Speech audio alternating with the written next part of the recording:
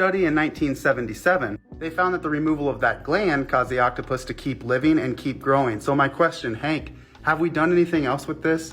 Do we know how long they can live or how long they can grow, or is it just kind of untouched since then? I'm not Hank Green, but I am an octopus scientist. So let's talk all about senescence and this 1977 paper that you brought up. To catch everybody up, senescence is a hormone process that is also called the octopus self-destruct system. Essentially leads to octopuses and cephalopods' eventual death. It is thought that it is triggered by reproduction, but there's also a lot to senescence that we don't fully understand. Like the fact that, females and males in captivity that never reproduce will still go through senescence and die. And also that there's other octopus species out there like the lesser and the larger Pacific striped octopus that can lay multiple egg clutches and do not seem to go through senescence once that first egg clutch is laid. Now those species do still die, even though they can reproduce multiple times, and it seems to be that they reach senescence at about the 1.5 year mark. So there is a lot of unknown still to senescence in cephalopods, and honestly cephalopods as a whole. Now what you may have missed from that 1977 study is that the octopuses still died a few months later, did not grow any larger. So yes, they did stop taking care of their young and go about living only to just die a few months later. So it's not really this huge revelation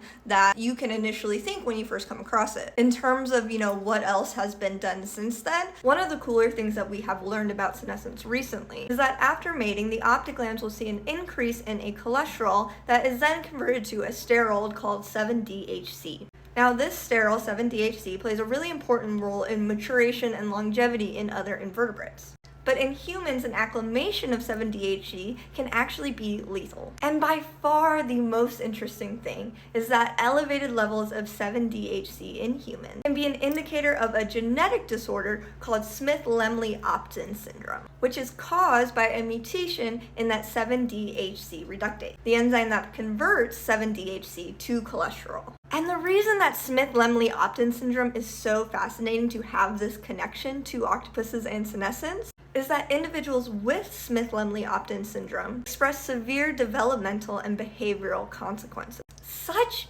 as repeated self-injury, which is exactly what we see in octopuses going through senescence, their end-of-life stage. Which just goes to show that studying animals that can seem so far removed from us can actually form really incredible connections to humans that we never would have thought of until we find them. But of course, there is still a lot of unknowns in senescence and the process itself.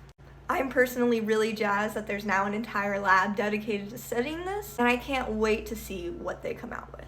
But there are far more questions than answers.